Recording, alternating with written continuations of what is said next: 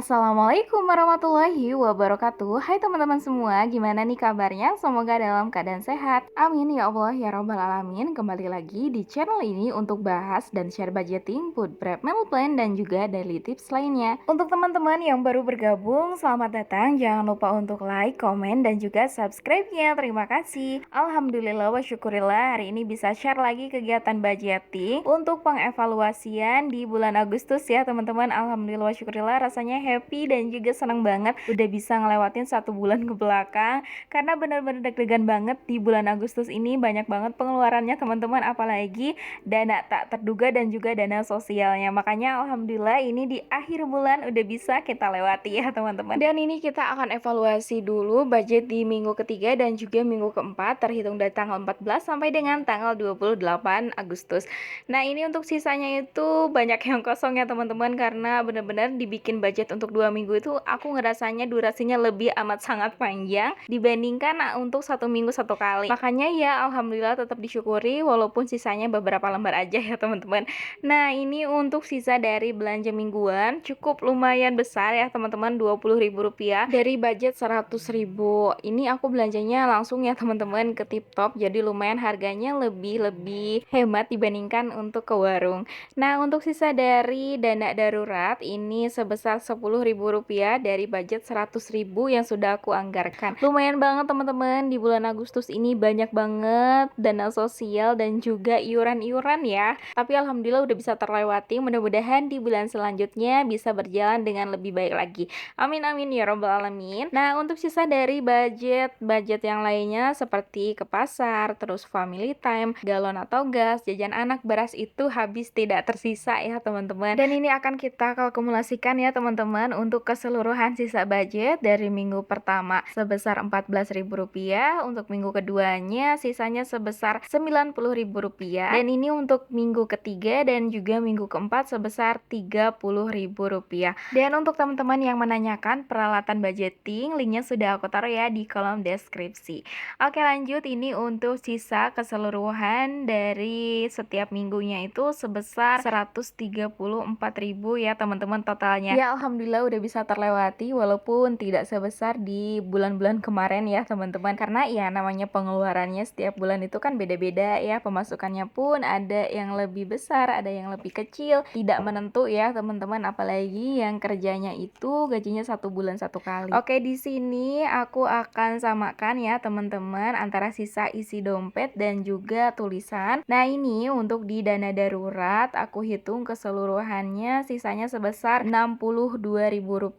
Alhamdulillah wa syukurillah, akan aku masukkan ya teman-teman tulisannya ke kategori sisa uang di dana darurat. Nah, untuk pos-pos yang lainnya kayak pampers, terus kuota HP itu sudah habis ya teman-teman, tidak tersisa. Lanjut, ini untuk di belanja bulanan ada sisa lumayan banget teman-teman, dan kebetulan ini sisanya di nominal 5.000 dan juga 2.000-an. Kebetulan karena aku lagi ngumpulin saving challenge 2.000 dan juga 5.000 ya. Bukan kebetulan sih, emang diniatin banget, kalau ada mah sisaannya mending 5.000 dan juga 2.000. Nah, ini untuk sisa dari belanja bulanan tadi ada Rp14.000 ditambahkan dengan yang tadi ya teman-teman Rp20.000 di minggu ketiga dan juga minggu keempat. Jadi keseluruhannya di belanja bulanan sisanya Rp34.000. Oke, lanjut, ini akan aku totalkan dulu ya teman-teman untuk sisa dari belanja ke pasar, karena lumayan banget teman-teman untuk di minggu pertama sampai minggu keempat aku lebih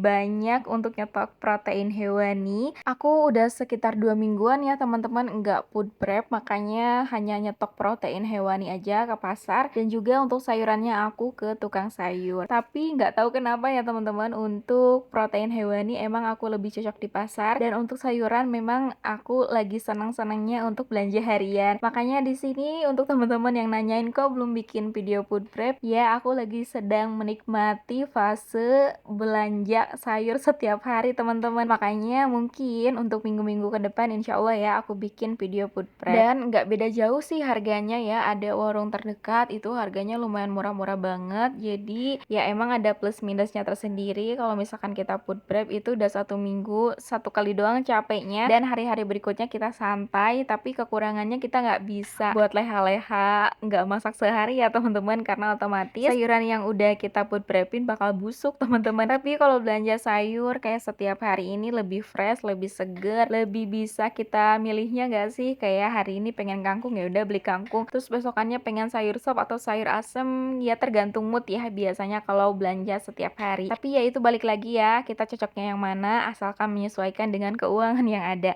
Oke teman-teman, tadi untuk belanja ke pasar ada sisa 26.000 ya. Untuk dari budget mami sisanya itu sebesar Rp12.000. Jadi antara sisa bulanan dan juga mingguan itu balance ya teman-teman, sama totalnya sebesar Rp134.000. Dan ini uangnya akan aku masukkan ke tabungan 5.000 dan juga tabungan Rp2.000. Dan mungkin nanti untuk sisa 60 ribuannya lagi aku mau beli wishlist aku teman-teman, karena kemarin aku mau beli mini dress ya, belum kesampaian, makanya ini dari sisa budgetnya paling aku mau beli mini dress dan juga krayon si adek ya.